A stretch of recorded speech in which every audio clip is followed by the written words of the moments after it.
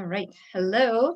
Welcome to another Living in Charge. We are here in March on the 9th already. Spring is coming. But today we're going to be talking about the shadow self. We're looking at that for this month. Getting ready to release this so that we can walk into spring with some new ideas. And we talked about it a little bit last week in our Intuitive Art Sacred Circle. But I wanted to talk more about what the shadow self really is. Because it's not necessarily all the dark imagery that we get when we think about shadows. It feels scary. It feels fearful. The darkness is always kind of an unknown, and that's basically what this is. Your shadow is everything that you can't see in yourself. Sometimes it has to do with the negatives, our anger, our frustrations, our selfishness. When we desire things, kind of pushing and desire for like power, all of those things we think of in terms of our shadow. But what I wanted to talk about today is sometimes our shadow is really our good points that we don't acknowledge because it's still in the realm of something we can't see.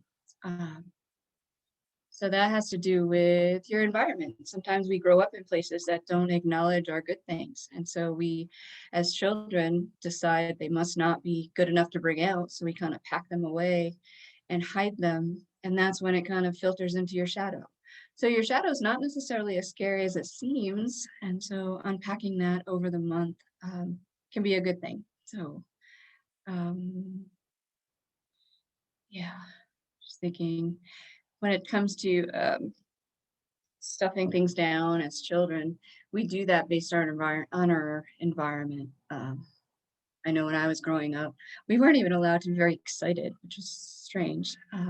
My parents were very stoic individuals and just they didn't like the extremes. You couldn't be too upset and you also couldn't be too happy. So I kind of had to learn how to adapt to where I was living, and that meant not showing those things. So as I got older, it's harder to let those things come out, which is why I love having you around, Shannon, because you're very good at letting me be free with that, without the kind of judgments and the negative responses I was getting in my family. Judgment-free zone. What's that? Judgment-free zone. Yeah, I know. It makes a big difference. So sometimes the things that we cut off in ourselves are really important and really helpful. And the whole work of all this is not so much about having the light and the dark. It is a dualism that we're living with.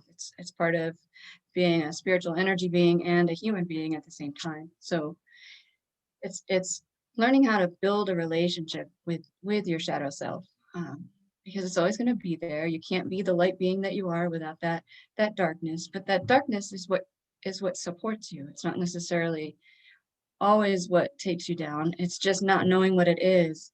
That's when it gets sticky because it just pops up for no apparent reason. And if you can't identify it and don't know how to relate to it, that can get destructive and sabotaging. So I have a quote from Mr. Carl Jung, who's famous for talking about the shadow self in terms of archetypes, which is another whole class we could do someday. Those are pretty cool. They have magician ones and everything, Shannon. We could really go to town with that. So, but basically, those archetypes are those parts of your personality, those parts of yourself, some of which we can see, some of which gets buried. I think Plato also talked about them prior to Mr. Young. He called them forms. There's just different forms of ourselves. But basically, Mr. Young, I quote, "How can I be substantial if I don't cast a shadow? I must have a dark side if I'm to be whole." So it's not going to flow well if we don't acknowledge these things. So if you've ever seen the movie Inside Out, I know you have, Shannon. I know. I think I'm the sad. Tell me the characters' names because I'm going to mess it up. You're the expert. Sadness. Just sadness and joy. Sadness, joy, anger, Yes. envy. Yep. Yep. Wait, is it envy? No. Disgust. Ooh, even Disgust. better. Yeah, it's sadness, joy, disgust, and anger. Gotcha. Yes. Yeah. And Riley. And is the little girl. right. And there's a scene in there well, there's many scenes, but there's a theme that memories come in the form of little bubbles. So it's like being in a ball pit of bubbles. And part of the theme was that some of the bubbles were disappearing. And that was a scary part. And I won't tell you the end because you really should watch this movie. But what was happening was those memories were disappearing, not altogether, they were just getting repressed into the shadow side because whatever those memories weren't matching the lead character's interpretation of the world. So it wasn't fitting into that perception at the time. So if I'm carrying around the idea that the world is a sad, depleting place, I don't have room to acknowledge the light sometimes. Sometimes I would let those memories go and just see through that negative perspective.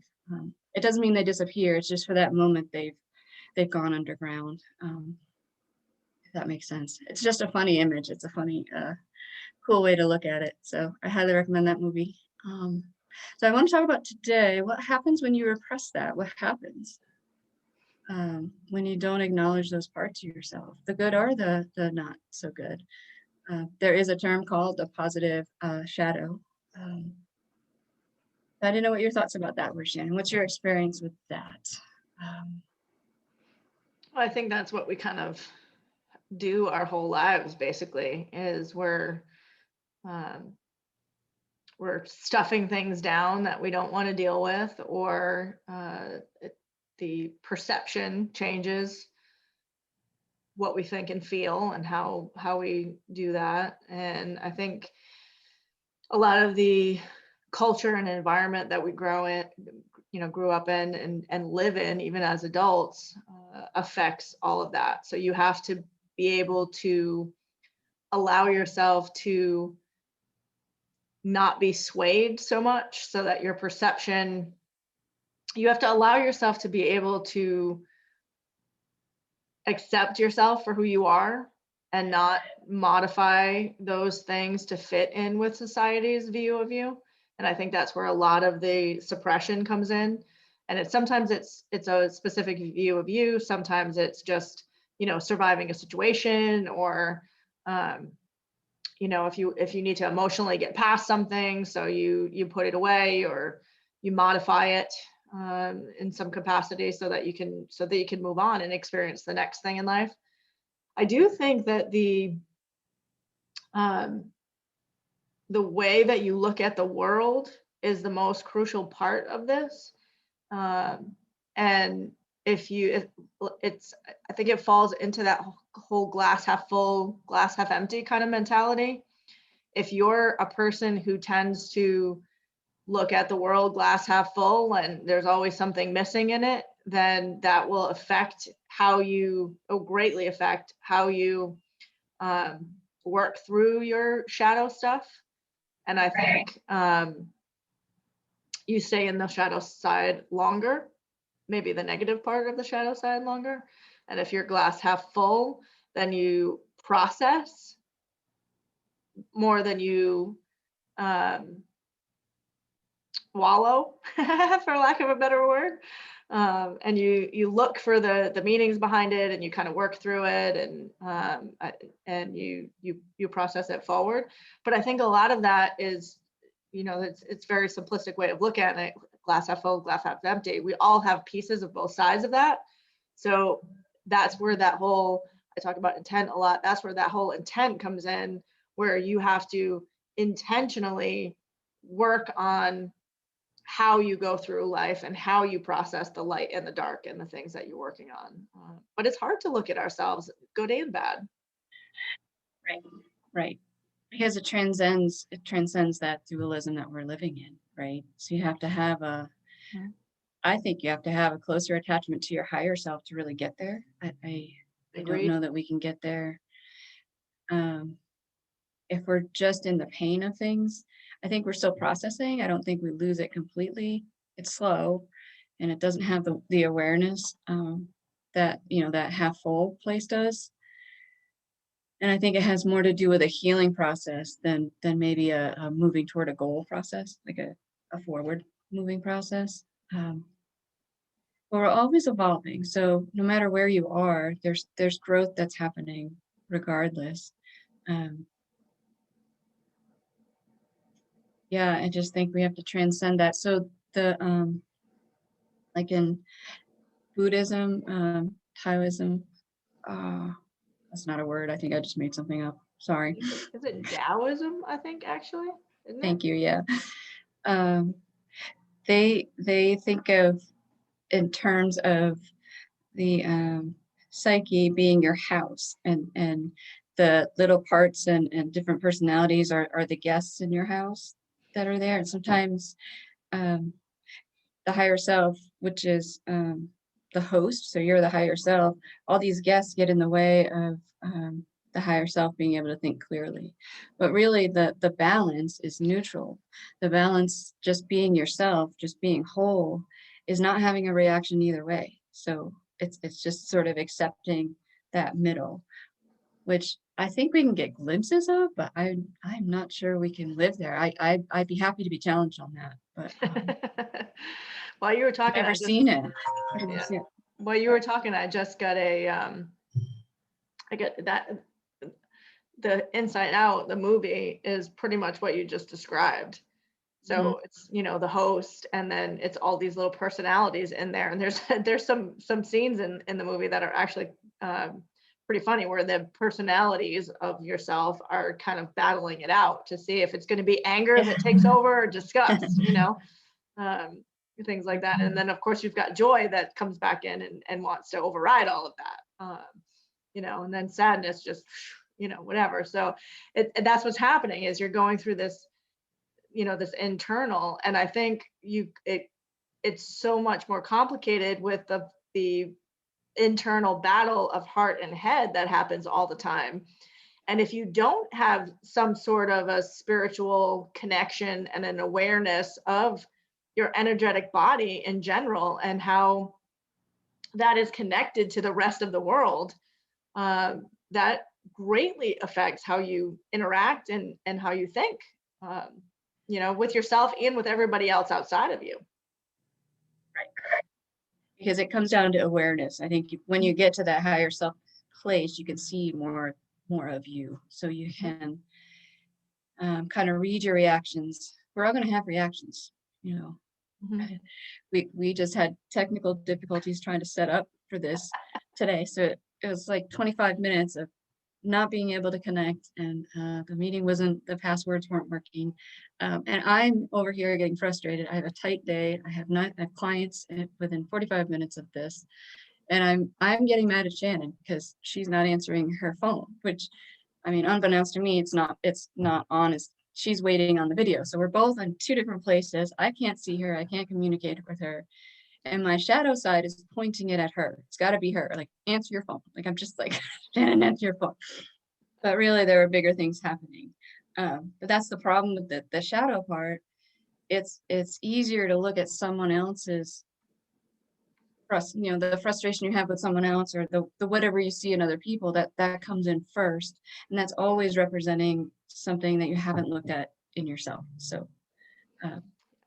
And that one passed really fast. I didn't hang on to that, but sometimes, we do hang on to these things, and they become grudges, and they get in the way of relationships. Yeah, well, it's that whole, it's like it's taking poison and expecting someone else to be, affected by it. Like, that's what you're doing when you hold on to any of that. You're poisoning yourself, and it's a challenge. And the greater the effect, whatever it is, the loss or the pain or the the whatever, the greater the emotion behind it, I guess. And the deeper it is in terms of how much is involved with it, that the more difficult it is to get out of that mindset where you just, you're in that. And it's a combination. I think it's not just emotional, because it's a combination of your emotional side, for me anyway, for your emotional side going, well, this sucks, basically, right? In various capacities. And then it's, it becomes a little bit of a cycle, and you have to emotionally process all of that. And that's where you're kind of living in the shadow for a while, where you're not just processing this emotion in one direction, in one level, it's all over the place. So you're processing what happened to you in the various forms, past, present, and future. You're processing whatever it is. But then you're also looking at the logical side of it, and you're going, well, this doesn't make sense. Logically, this doesn't make sense. Or this person or this area or this thing or whatever it is, like this is something that isn't right, and if you're somebody who like needs things to be right, or to be kind or whatever it is, then and it's not fitting that criteria, your brain wants to fight that out. Your logical brain is like, well, no, something needs to happen. There needs to be a result. Something needs to happen. And then your heart is just like, feeling all of that. And then it becomes, if you start to have awareness and start to have this whole, spiritual connection and the personal growth and all of these types of things, and the awareness of self-care and that whole stepping outside the body, it becomes this whole new thing where that this is something you have to let go of and you have to move past, because it's going to be better for you in the long run. And you logically start that. So then that logical battle starts to happen in your brain, where you're going back and forth on that, but you're feeling it energetically, that this is harmful to you because you can feel it, like the sadness and those lower vibrations and all of those things that you're having in this. You're down in that lower level where you want to get out of, you want to rise up and move away from those lower vibrations and get to a higher vibration, so you can feel it, that it's not something that you should be doing, and you have to move away from it. But then it becomes this thing where you have to actually consciously move away from that, and that's where it's really important to take steps. And that's why self-care is so important. That's why the further study of everything is so important. We'll talk about some of that tomorrow, I think, too. Yeah, we're definitely gonna do some process stuff tomorrow. I have a cool exercise that I want to go with you in our life hack circle. But to add to what you were just saying, the ripple effect of that. So if you are suppressing things, it does ripple into your energy and your emotions, but it also gets into your physicality. You can start to have health problems, kind of hold things in a way that causes future things physically.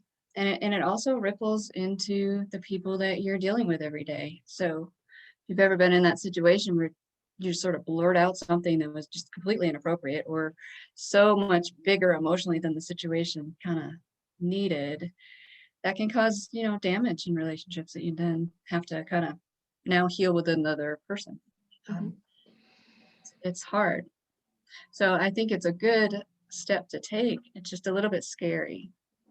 And I also want to say the way we relate to other people also can tell us more about where we are with our shadow. So if you're noticing those negative things popping out, that's one way to notice. But also, if you kind of like really look up to somebody and you're like, wow, that's just beautiful, she's got it all together, or that kind of hero sort of idealism that you have towards people, when you do that, that's another type of projection. That's just a reflection of something that you're repressing. So if you're really sort of looking up to somebody, you're not noticing that quality in yourself too. So that's that positive side. Or afraid to show it, or don't, yeah. Correct. Yeah.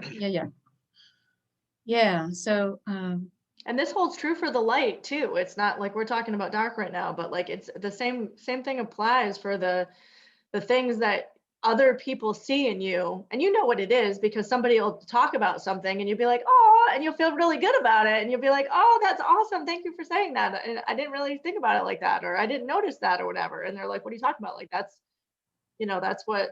what I see all the time. And you need those people in your life for when all of these things hit, because when it gets rough, and I've been in that situation more times than I care to choose. It's those moments that you are not looking for, that are unexpected, where someone reminds you of who the person you are, reminds you of the person you are, and how you normally go through life or look at things and everything else. So it's It's like they're holding that mirror back at you going, hey, wait, that you're going through a tough moment right now, but this isn't who you are as a whole. And I think that is a big crux of this going through shadow work and everything else, because it's not who you are, it's how you're processing the environment and the world that you're living in. It's how you're processing being human. That's pretty much the crux of shadow work. How are you human, and how are you interacting as a spiritual being? And it's even worse for those who are either don't acknowledge or shut down the energetic side, because even if you don't have a spiritual connection and a spiritual belief to all of this, the energy of it, the science of it is, I mean, it's science, it's fact, and so there's all of these things that are happening to you and to your body, like Lori was just talking about, where it's making a physical manifestation. You are becoming sick because of it. You are going to the doctor because of it. All of these different things that are happening, and you're attributing it to, well, this happened or that happened or this happened, and you're not attributing it to the fact that your body is energetically vibrating at such a level that is causing you disease. And that is where the problems come in. And until you can raise that vibration, which you do in various forms, exercise and sleep and, eating the right foods and connecting, in some way spiritually, even if it's not, in your mind, a spiritual connection, if you're even giving into those moments of like imagination and all that kind of stuff, that's tapping into, your spiritual connection too. So it's realizing that the legit energetic vibration of all of this is affecting all of the things that are happening around you, which I was going to say too, and I've forgotten, then I'll stop. When you were talking about like how you're communicating with people, and sometimes you can actually cause, more stress, and you've got a broken relationship now that you need to mend and everything. That's where you have to stop and pause for a minute. Like that's a big part of this, shadowy side, is that you're learning how to understand when you are in that realm of not being hit by the sun and everything is glorious. When you're not in that realm, then that's an opportunity for you to go a little bit slower with everything that you do, so that you can be aware of how things are happening and how you're processing things, how you're reacting to things. Are you being reactive? Are you seeing things that aren't there? And are you projecting how you feel onto someone else? And that's where that communication and pause will really come in handy, so that you can kind of get around it before it actually does happen. And then if it does happen, don't be afraid to say, I'm sorry, I don't know what was going on, I was in a bad place, or I didn't really see it until afterwards. Like everybody is so afraid to apologize and to own up for the things that they've done wrong. There's nothing wrong with that. Like that's where mistakes are how we learn. So if you've made one, apologize and and work it out, because you have to do what's going to be best for you in your heart as you're going through life. That's what this is all about. Everything is to get into a heart space that feels good, and so that you are open to receive more.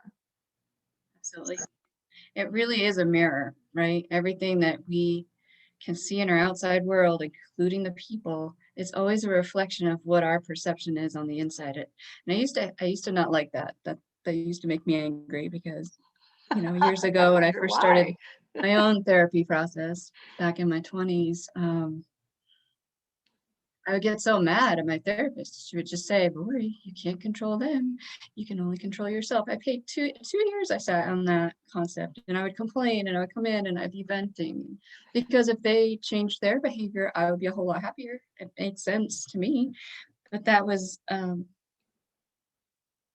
me not dealing with the underbelly of my shadow side. So it's easier to blame them, but that just held me hostage for a longer time. So I spent a lot of years in that kind of anger, until I was able to at least meet different people that showed me different things. And sometimes we let those people walk by when we're not ready. I think it's just a natural process of healing work. The shadow stuff, I feel like our first 20 years is all about adapting and figuring out and trying to do you in the world that you're in. So we're kind of mirroring everyone else around us. And then, you know, in our 20s, 30s, we realize, because of our own maturity and our own experience, there is more to life than that. So there's a little bit of a flip and you can start to heal. So I feel like those early relationships are perpetuating our pattern. And I think spiritually, that is why we come here, to work on these patterns and have this experience. So in that first early part, you're going to play out your pattern. So everybody goes through this. If you've got all these negative thoughts and you're worried about them, that's natural. If you're starting to be aware of them, good job, because now you're at a place where you've evolved enough to open up. So it's a good thing. It's not a bad thing. It's just a natural flow of how this stuff works. We need to visit our shadow in order to recognize our light. And we all have different points of awareness, and that's fine. I'm a little bit of a slow learner, stubborn. Well, and I did want to add too, because I think this is important to just acknowledge. I'll use your example that you gave, you know, so you sat on the couch and you said, you know, if they would just change their behavior, my life would be better. Mm-hmm. And you have to let go of the idea that you can control how people are. And your logical brain is saying, you know, that if they just did this, that it would be great. That's really the crux of it all. Yeah, if they just did that, it would be great. If bad things didn't happen, it would be great. If people didn't do things that were not nice, it would be great. If people, you know, respected other people, it would be great. Like all of these things, you could just do the laundry list. Like we're not saying that it shouldn't change. We're not saying that they shouldn't do those things, right? We're not talking about that, because of course they should, right? So it's acknowledging that you're right. Yeah, yep, they absolutely should change. They're not gonna. What are you gonna do about it? I mean, you know, and that's where the reality kind of comes in, and that's where you know, I call it keeping it real, which I get I do frequently, where it's like, yeah, you're right, it sucks, you can't change it, move on.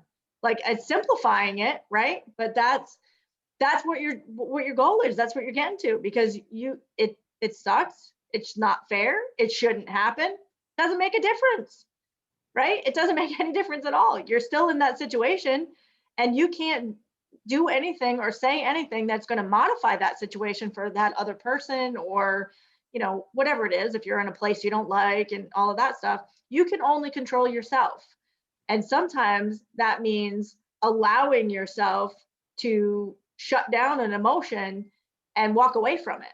So sometimes that means allowing yourself to say, I can't ever change this, which I'm going to tell you from my perspective, I can't ever change this. Ooh, that's one I work on more than anything else, because of course you can change it. Of course you can fix it. There's a solution out there somewhere. I'm a solutions provider. That's what I do.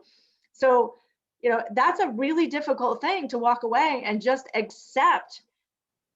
That's it. You can't change it. Either the person doesn't want it, or it's not possible, one or the other, or the situation is not possible to change. So that means that it's up to you. So if you can switch that, and you can take that as an opportunity for empowerment, where you internalize that and you say, okay, I can't control them, but I can control me, and I'm awesome. So what am I going to do about this to change things for me? Because all it's about is my happiness. Forget about everybody else. Forget about all this stuff that's going on right now. I am empowering myself to put myself first, which is the ultimate self-care, right? So I'm putting myself first, and I'm saying, look, I matter. My feelings matter. They are not supporting what I need in my life, or that is not supporting what I need in my life. So I am choosing to cut that off in whatever way suits me, whatever way works for me. So empowering yourself to say, I have this control, I have this power. If you're not affected by them, you've just taken all of the control back. You've just taken everything back and raised yourself up a little bit. So if you can channel that little anger inside and channel that disgust, which is a tool that I use often to just go right to that place so that I can process the emotional stuff that's going on, and I go right to that other place. But I like, I envision it kind of like a wizard, like it's rolling around in a little ball sitting there. I'm not throwing it out into the world. I'm holding on to it. I'm feeling it. I want all of that emotion. I want all of that power just for myself, right? So if you look at it like that, like you're just this wizard holding these emotions, and then you don't spew it at other people, and you don't do anything with it except use it to then decide what you're going to do and how you're going to move past that. You've just taken all the power back. It's all for you now. Okay, I'm done. I love that passion. Yes. And I can feel you when you're talking. So I just want to speak to the process of that. Sometimes that doesn't happen instantaneously. As much as I would love that, I would love to, be able to find that. For me, it was therapy. It was, delving into my spiritual side. It was finding supportive friends. And this took time. I also was working full time and going to school and raising kids. So like there's other things going on while I was growing, as you all are. I mean, that's what happens. But just know that the opportunity is there. It's there. There's always that presence of light, even when it's very, very dark. And if all you can grab at is, a feeling of okay, or just knowing that there is another side to this, that's what this whole discussion is. There's always that other side that you can work toward, and you are evolving towards that anyway. You're just going to go at your own pace. And when you get that awareness that Shannon was just talking about, like, having that feeling or just knowing that, if you have that glass half full perspective, that's probably going to come easier. If you're like me, and that's the challenge, you're going to evolve to a point where it does come into your awareness, even if it comes in anger. Like, darn it, I do deserve this. Maybe you're not happy about it, but I'll take that. Anger is a higher level emotion than sad. And now you're ready to do something. So don't put down the negative emotions. Even though they feel negative, they're working for you. They're trying very hard to help you heal. Yes. So for now, we're going to do, I'm going to walk you through a process tomorrow that has some steps that will help you guide yourself through looking at your shadow and what to do with that. And we'll also cover a few tips about what to do when things do get upsetting, like how to kind of cope with that. But in the meantime, if you want to jump in before then, just start noticing what's going on. So maybe notice your reactions and jot them down, or try to journal from an inside place. Try to get at that stream of thought or that string of emotions that's going on. You might even just write about the opposite of how you're feeling, just for fun, just to kind of play with the other side, whether it's the shadow side or the light. Doesn't matter. All this is doing is just sparking your awareness. And then tomorrow during Life Hacks, we're gonna see what we can do with it. Fun. And if you're watching this on replay, the Living in Charge video in your class site will be named similarly to the Sacred Circle Life Hack video, so that you can find it easily. So they're in two different classes in your class site, but you'll be able to find them easily, we hope. I think that's all I got. Do you have any thoughts though before? No, I think we're good. I think we covered it, and tomorrow we'll have some fun working it through. Yep. And actually feel better having talked about it, because honestly, when we first started, I was irritated. So she was very irritated. She was very irritated. And here I was being all professional. I had my phone on mute. We had just talked. I thought everything was all set. We do this all the time. No big deal. And I don't know what was going on, but and I didn't even know it was a problem for the first 15 minutes, because I just thought you were. I know, because you weren't answering.